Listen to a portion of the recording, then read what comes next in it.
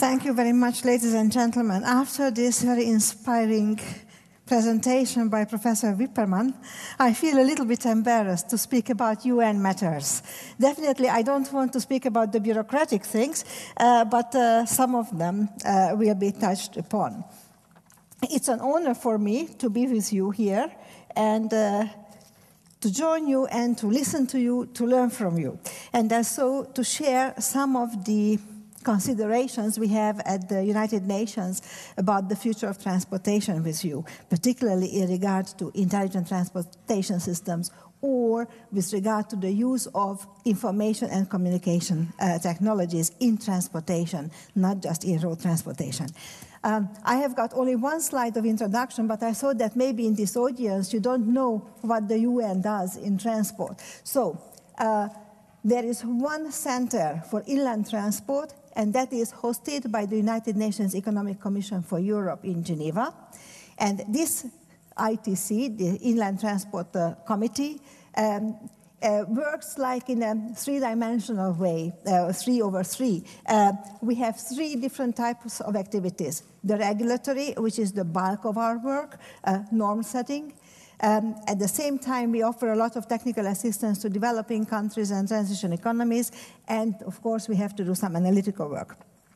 Concerning the geographical coverage, we cover the region, that is North America, Europe, Central Asia, Turkey, and Israel, which is the ECE member states. We cover interregional cooperation between Asia and Europe, since it's one continent, and we have a number of areas which are globally covered. When you look at this map, it shows the geographical coverage of the inland transport agreements, conventions. The white spots are the countries that have not ratified any of the UN Inland Transport Conventions. The dark green countries are the ones that have ratified more than 40 out of the 57 different inland transport conventions. And the third element of the 3 is that whatever we do, because we deal with modes, roads, rail, inland water transport, dangerous goods transport as well, and some other aspects like vehicle regulations, which might be more familiar to you. So whatever we do, there are 3 themes that go through each of the activities practically. One is safety.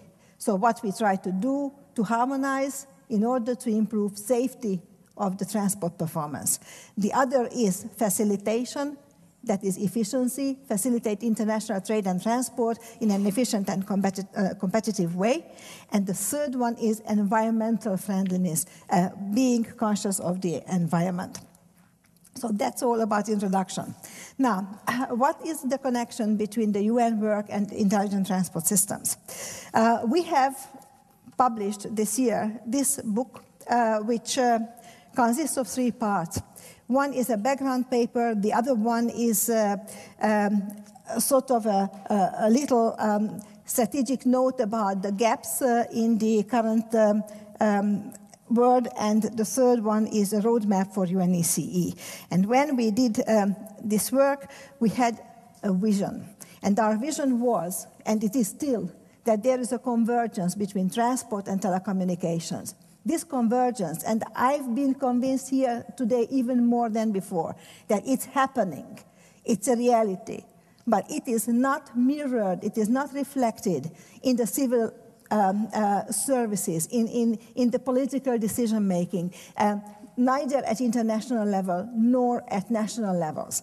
And there is a concern for that, because of this, it may be that future policies will be shaped much more by you, and you may be happy about it, but then it will be very regionally fragmented, and the transport policymakers will not participate too much in this new transport policy decisions. So we believe that technologies are extremely important, but they shouldn't be left alone to shape the future policies. There is a responsibility for the politicians as well as for the transport policy thinkers to contribute to the shaping of this policy. So we hope that with this publication, which you can download from our website, we contribute to a better understanding across the world about the issues of telecommunication and transport and what intelligent transport systems could do to change the mobility patterns and to make it safer, cleaner, and more efficient. By the way, this is perhaps the opportunity to thank the German government, because the German government supported this activity, as well as the Italian government, that we have reached this point after 2.5 years work. Coming back to the vision, so one was this convergence between the two sectors. The other one is the limits to growth, but it's not a new vision. The Club of Rome talked about it already. However, if you look at the figures today, and it was already mentioned that we have now more than 7 billion people on the earth, and who knows, soon it will be 9 billion. And if you look at the trade growth, then you can see that 550-fold increase of international trade has happened since the first operation of a steamship. And if you compare it to the 90s, it is 3 times more today than it was in the early 90s. So both population is growing, which has a huge demand for personal mobility. And this personal mobility is, first of all, in urban areas. The World Bank's last year's publication says that if you take the whole territory of the earth, then you would see that 90% of the world population will be living on 10% of the earth. You have to take into account the oceans as well, which means that we will be very close to each other. How the mobility of all these people can be met, because they have a need.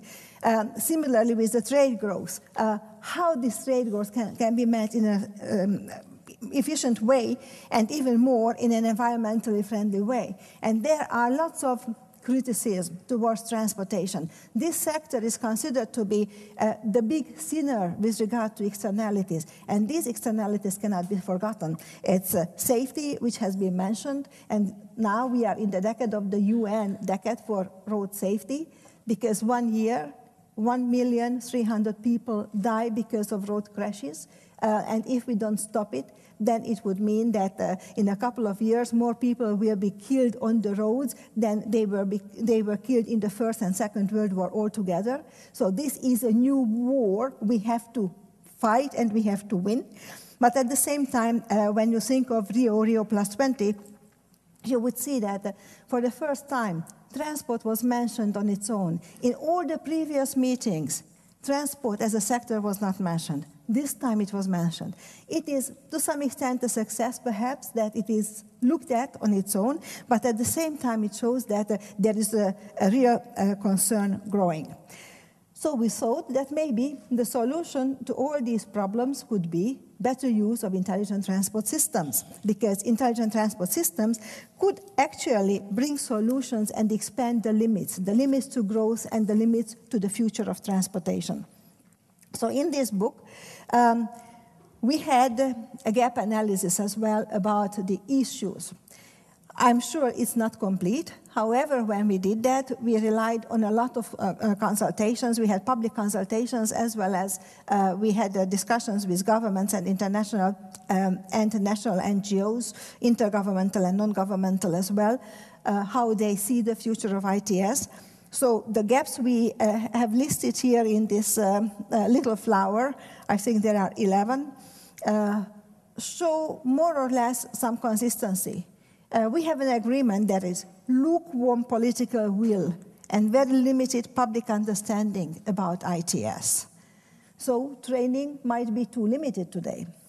We also see that there is a different speed between the public sector and the private sector. And in this room, actually, one player is missing. That's the representative of the infrastructure, road infrastructure. If you look at road infrastructure, in the majority of the world, it's public sector.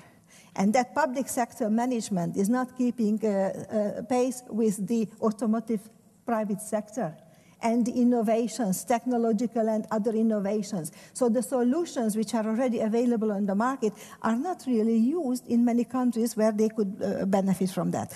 I will not go through all the 11, but I would like to mention to you that when we developed the road, when we looked at the gap and the strategy, we thought that it doesn't matter who will bring the solution. So we did that little piece, not for UNECE. We said that whoever is able to offer a solution should just jump on it and do that. But then when we developed the roadmap, we thought about what UNECE can contribute as a UN organization to these problems and to their solutions. So one of the contributions we are committed to is to bring the ITS issue to the attention of politicians, and we are doing that in many different ways. Naturally, during the carIT-Kongress in Vienna, during the ministerial, we think that it will be a very good opportunity, but that's not the only one. There were some other gaps where we think that we will be able to provide some contribution to the solutions. For example, the cost-benefit analysis and new methodologies in investment planning, and many more. But when we speak about many more, let me go to the daily work, what we do. One of our activities is in the working party. All the working groups are called working parties. Working Party 29, which is the World Forum for Harmonization of Vehicle Regulations. Well, there you can see that there are already regulations on the lane departure warning systems and the advanced emergency braking system. But these regulations have not yet been adopted, although they are ready. They were ready in 2011. For the time being, we are waiting for the European Union to say that they are ready to vote on these regulations. We understand that the bureaucracy in the UN is very complicated, but it is as much complicated or even more within the European Union. However, once it is going to be agreed on, and hopefully this November, during the November session, it will happen, then it's binding. So what we develop in the UN is directly binding in all the EU countries, which is a benefit, so you don't have to do it twice. However, it takes some time. Then I would like to jump on the last information here, because that could be interesting to you, that at the March meeting this year, the US government indicated that they are interested in developing a global technical regulation on vehicle-to-vehicle communications. And they are not yet ready, but they are already considering it. They have to finish some research, and then they will see whether they can jump on the rulemaking, but it's coming. So that's important, that either this November or next March or next June, it will be coming. Then there are some other areas of activities that could be of interest to you. One which is very much connected to WP29, and that is the consistency between the Convention on Road Traffic and the vehicle regulations. Some of you may know that in the Vienna Conventions, that is one of the Vienna Conventions is the Convention on Road Traffic, there is a sentence which is the basis of traffic rules, which is the basis of safety, which says, every driver shall be able to control his vehicle and to guide his animal. The Vienna Convention is from 1968. Today, it may sound ridiculous that we are so much worried about animals, but if you think of developing countries and transition economies, it can be still relevant. However, this sentence is more interesting for ITS for a different reason, and that is who is in control of the vehicle, and the person who is in control, that person is liable. So this is a liability issue. And for many years, we have this debate. Hopefully, we are coming to an end with this debate, at least for the time being. A couple of years ago, actually 2 years ago, when we had a roundtable about this specific issue during the ITF Leipzig meeting, the representative of the German government said that, okay, let's solve it in the following way. Anything that assists the driver is acceptable according to the rules. Anything that replaces the driver is not acceptable according to rules. And this was the philosophy that was planted later on, and that is under discussion today. I do hope that while I am talking in Geneva, the governments will come to an agreement on this, because it is on the agenda of WP1, which is having its sessions right now. If not, maybe at the next time, but definitely on this we hope that we can make a progress very fast. Then the other topic which we are looking at is the variable message signs. And I saw beautiful pictures here, and I remember beautiful presentations by different consultants showing that the variable message signs are very different in different countries. And there are some countries, not even far away from here, one of them, that have different variable message signs, hoping to mean the same thing in different departments of the country. So there is a high risk of safety with this, because if the driver doesn't understand what the sign says, then what the driver would do. The other Vienna Convention, which deals with the road signs and signals, has another problem. Even the traditional signs are not properly implemented. So the discussion on the variable message signs, where again I hope that some little progress is going to be achieved this week, brought the attention to the implementation of the traditional road signs and signals and traffic signs. So most likely in the forthcoming years, we are going to start reviewing the implementation of these legal instruments and identifying the discrepancies in the different countries to draw the attention of the governments to that. Since how can you harmonize between the vehicle, the variable message sign, and the fixed sign if the first part of it, the fixed signs, are not implemented at all? Another working party which is dealing with intermodal transport and logistics is WP24. After we discussed this paper this year, this working party decided that this will be the year for ITS for them. So they started the discussion, and they will have the official meeting in November, what ITS could do for them and how they can facilitate the better use of ITS in intermodal transport. Well, I looked at the paper, which is the result of the so far discussions, and it's very interesting that it is zooming down to data, electronic exchange of data, first of all EDI, and the rest is not so much discussed, but maybe it is only the first step. Last but not least, we have a global project which was launched 2 years ago. We call it Forfeits, for Future Inland Transport Systems. That's why it's Forfeits. Which looks at CO2 reduction. It is not ITS, but I believe that ITS techniques could be used for measuring CO2 and also to facilitate the transport policy interventions. This project has 3 stages. The first stage is over, the global status report. You can download it again from our website.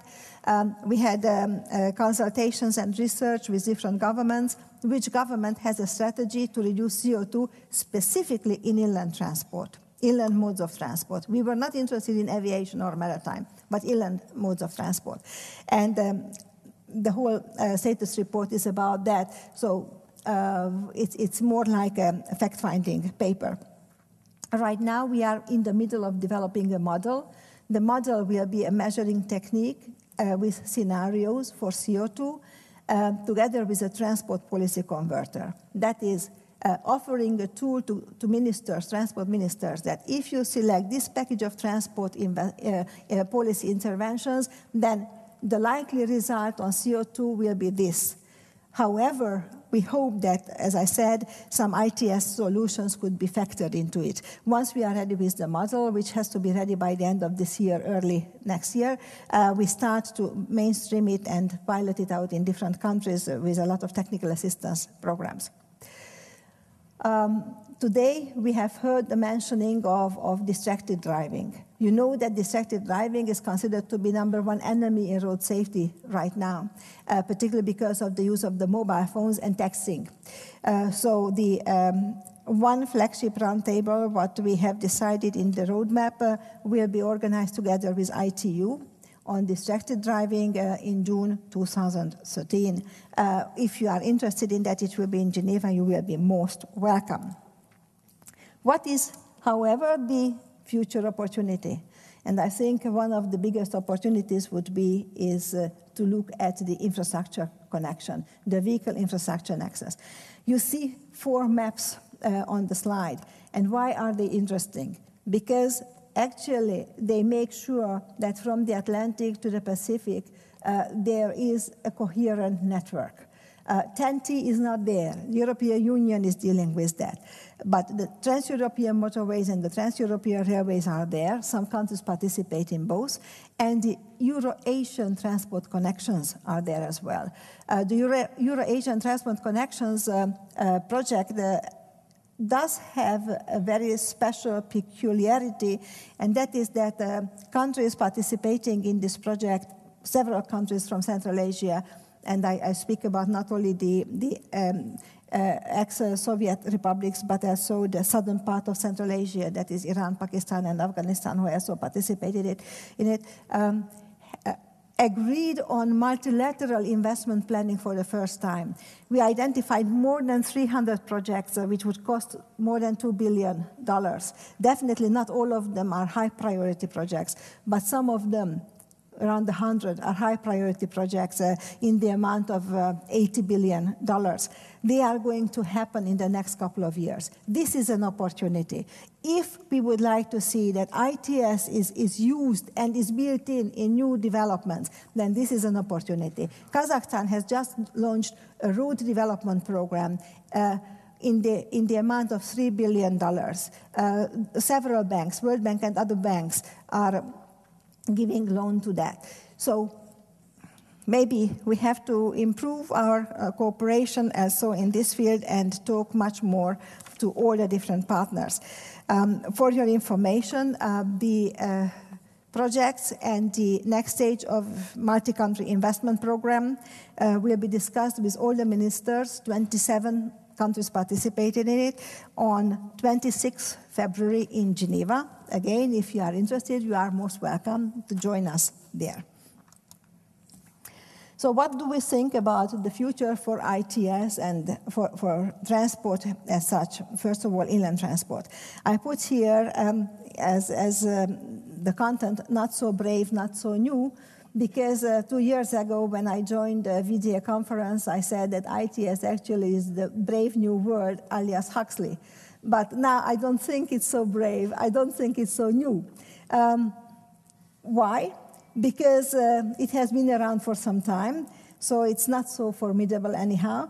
And the brave measures that are needed, and there are some brave measures, definitely, well, they have been discussed by now for more than 10 years, so maybe we can get accustomed to that. And one of them will be the financing and the restructuring of the road sector. So what are these challenges and perhaps a little bit visionary issues? One is the consideration for road safety. We are all worried about road safety. This is a real crisis for safety. But because of that, it's not only the very professional consideration that matters. A lot of rhetoric matters as well. Emotions matter a lot. And because of them, the contribution of the professionalism and the emotions are already changing how we are managing road transportation. So there are more and more speed limits. And what we see, that roads are likely become slower because of that. But what's happening in the railways? Speeds are going up. So there are two definitely contradicting trends which might change the competitiveness of the roads. Today, we can say that from door to door, roads beat nearly all modes. But on a longer distance, no. And with the speed changes, no. And most likely with all the financial changes, no either. So maybe something else will have to be thought about. Maybe passenger and freight road mobility would need to be separated. And in that case, I can imagine that the driverless car or the road trains or the platooning could become more easily accepted than today when you have individual cars and trucks together. So this is just an idea for thought. Of course, you could ask that if we have to build another road network for Europe, for example, who would finance that? My answer is, it's not an issue anymore if you commercialize road management. And we have to go for that. We cannot accept that actually roads are at the mercy of political decisions and queuing up for some little money to get budget for maintenance. No, it has to be commercialized. It will cost a little bit more, but then it will be of higher quality. Urban mobility. ITS has a lot of potentials in urban mobility, but there it's a very different type of animal, because there it's not just, you talked a lot about vehicles, vehicle to vehicle and vehicle to infrastructure, but we have people, pedestrians, people who take their bike to go to work. So their needs will have to be taken into account as well. So the different interests and demand of the different stakeholders. When we speak about the national transport systems, well, it's mostly the national politicians, the governments. But in cities, they may be extremely big, like 30 million people living in a city. So the municipality is the key stakeholder. I will not go into details about the environmental challenges. Just I would like to mention to you that, most likely, this will be the main theme for the considerations of the UN Secretary General as well. I mentioned to you that in Rio it was on the agenda, but it was not being discussed. And in the 5-year program of Ban Ki-moon, which is a personal commitment, he included the first ever in history meeting of ministers of transport. And for that, he intends to have an advisory group to decide on the exact themes. So far, it's mostly environmental specialists around, but maybe in the advisory group there will be some transport representatives as well. So in the next 5 years, anyhow, it will be seen. The efficiency challenge and within the modes and in the intermodal transportation remains to be a problem to be solved. Why? Because wherever I go to a rail meeting or to a road meeting, what I hear that the two modes don't cooperate, but there is a huge competition between them. We have hoped that ITS will actually integrate the modes, and maybe ITS will have a role here. But again, when we published this book, we received a lot of criticism that instead of focusing on intelligent transport systems for the roads, we considered the use of information and communication technologies in all modes of transport. Yes, it's a business issue as well, because you can see that the river information system and the ERTMS for railways and the ITS, they are being developed separately and they don't talk too much to each other. So because of that, my fear is that while in the railways, for example, we have an interoperability problem all over in Europe, because more than 200 different technical standards are used. So when you change the frontiers, the borders, you have a technological incompetence. Now, with ITS and the ICT applications, we may have a digital interoperability problem very soon. To move on, and with this, I would like to conclude. Well, if governments come on board, I believe that we can see the deployment of intelligent transport system extremely fast. I do hope that we from the UN could sort of facilitate and accelerate this process. We have launched a lot of projects on this. However, there are much more opportunities. We may embark on the new opportunities as well, or we may do even less than we did in the past, because, well, as you know, we are all facing some budget crunches, and if it happens like that, this will be the area where we have to cut back our resources. The policy implications remain to be unsolved. Again, this is an area where we could contribute to the debate and to the knowledge generation, but we will have to see how much we can do without external support. So your cooperation, advice, and support is more than welcome. And when I say support, first of all, I have in mind the in-kind support through your knowledge, sharing your experience, telling us what we don't know, we are willing to listen. At the same time, of course, there are other ways of support. If you wish, we have possibilities to consider that as well. Thank you very much. Thank you very much. There are no questions yet, but I'm sure one could ask you questions within the next break. Okay. Thank you very much.